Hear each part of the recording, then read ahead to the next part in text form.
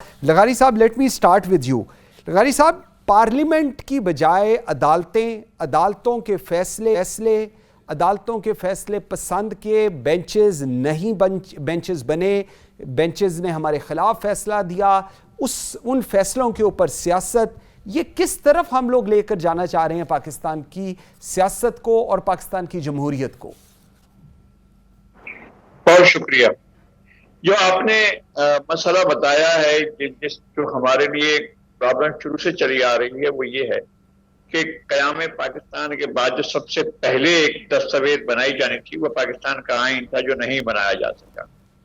اور جو قرارداد مقاصد بنائی گئی تھی کہ جناب یہ ہوگی اور اس کی روشنی میں کوئی آئین سازی ہوگی، وہ بھی پاکستان کے عوام کی رائے سے نہیں بنائی گئی تھی. وہ پاکستان کے منتخب لوگوں کی نمائندگی ان سے منظور تو کروائی گئی تھی، اور وہ لوگ وہ تھے جو متحدہ ہندوستان کے انتخابات کے دوران لڑ کر آئے تھے. پاکستان بننے کے بعد فوری الیکشن نہیں ہوئے، اور جو اسمبلی چل رہی تھی اس سے کام چلانے کی کوشش کی گئی اور کی جاتی رہی. اس کے بعد الیکشن نہیں ہوئے. بالغ رائے دہی کی بنیاد پر پاکستان بننے کے کوئی تقریباً 23-24 سال کے بعد 1970 میں پہلے انتخابات ہوئے. مجھے بہت دکھ سے کہنا پڑتا ہے کہ اس کا نتیجہ پاکستان کے 2 لاکھ ہونے کی صورت میں نکلا ہے. اور اب کی بات جب ہم کرتے ہیں تو ہمیں صاف لگتا ہے کہ پارلیمنٹ کو ہمیشہ انڈرمائن کیا جاتا رہا، پارلیمنٹ کو بے توقیر کیا جاتا رہا، پارلیمنٹ کو عوام کی رائے کو، عوام کے منتخب ادارے کو صحیح توقیر نہیں ملی. اور آئین سازی کے جتنے ٹاورنگ لوگ تھے، اپنے عہد کے بڑے لوگوں نے آئین سازی کا عمل میں حصہ لیا تھا، لیکن آئین کو کبھی عزت نہیں دی گئی، آئین کو کبھی توقیر نہیں دی گئی. یہ ہمارے ملک کا ایک مسئلہ ہے. اور چند افراد، چند لوگ وہ ہوتے ہیں جو طاقتور ہوتے ہیں، اور وہ ہر چیز کو اسی کے حساب سے، الیکشن کو، آئین کو، آئین کے آرٹیکل کو اپنے حساب سے مینوپولیٹ کر لیتے ہیں.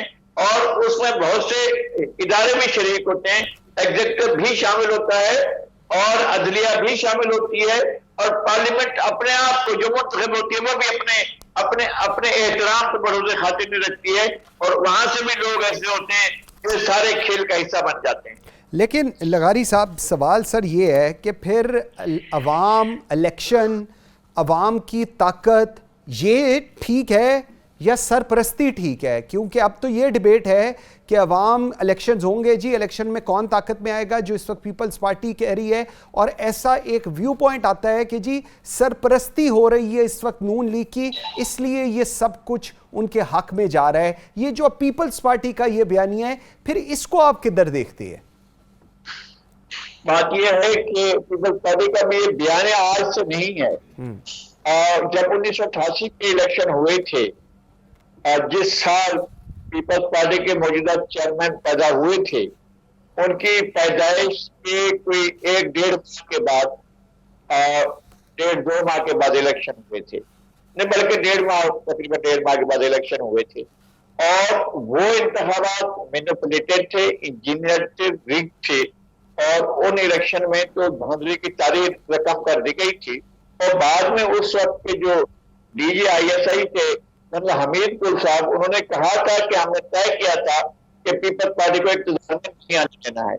تو جب یہ پہلے تو طے ہو کسی پارٹی کو آنے دینا ہے یا نہیں آنے دینا ہے، اور وہ آ گئی تھی، اس کے باوجود آ گئی تھی. مرکز میں آئے گئی، صوبے میں اس کو نہیں بنانے دی گئی. صوبے کی جو مرکز میں پوری میجورٹی لے گئی پورے پنجاب کی، لیکن صوبے میں اس کی سیٹیں اتنی ملی کہ وہ حکومت بنانے کے قابل بھی نہیں. تو سارے الیکشن ریگ ہوئے. اس کے بعد سے لگاتار الیکشن ہوتے رہے، جو بھی وہ اس سے پیپلز پارٹی کو منیمائز کیا جاتا رہا. طے کر لیا گیا تھا کہ پیپلز پارٹی کو پنجاب کی حکومت نہیں دینی ہے. اور کبھی ایسا موقع آ بھی گیا تھا، 2 بار ایسا موقع آیا تو 20-20, 25-25 سیٹوں والے عارف نقوی اور منظور بھٹو صاحب کو بنایا گیا، لیکن پیپلز پارٹی کو چیف منسٹر کا عہدہ نہیں دیا گیا، اور وہ کبھی بھی نہیں ملا ہے. اور میرا خیال میں یہ طے شدہ ہے، جہاں بہت سی چیزیں طے ہوئی ہیں وہاں یہ بھی طے ہوا ہے کہ پیپلز پارٹی کو پنجاب حوالے نہیں کرنا. ہو سکتا ہے کہ سرائیکی صوبہ بنے، اس کے بعد پھر سرائیکی صوبہ میں یہ اپنی حکومت بنانے کے قابل ہو سکیں، لیکن پنجاب میں تو صورتحال نہیں لگ رہی. ٹھیک.